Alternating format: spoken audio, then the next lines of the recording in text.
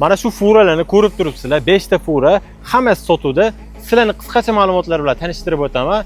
Batafsil ma'lumotni egalariga telefon qilib olishingiz mumkin. 2016-yilda ishlab chiqarilgan Mani Euro 6 440 taliga buni narxini 35 ming AQSh dollari deyilyapti. Hamda Dafix F Euro 6 480 taliga 2018-yilda ishlab chiqarilgan buni narxini 38 ming AQSh dollari deyilyapti.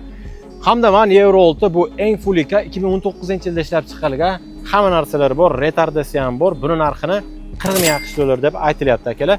Dafix F Euro 6 480 taliga pritsep bilan birgalikda 105 kubali mega. Buni narxini 55 ming AQSh dollari deb aytilyapti akalar. Dafix F Euro 5 ham bor, 460 taliga. Keyin bu avtomat korobka 2010-yilda ishlab chiqarilgan. Buni narxini 28 ming 500 AQSh dollari deb aytishyapti. Narxlarini yana egalar o'zlari bilan kelishsanglar bo'ladi.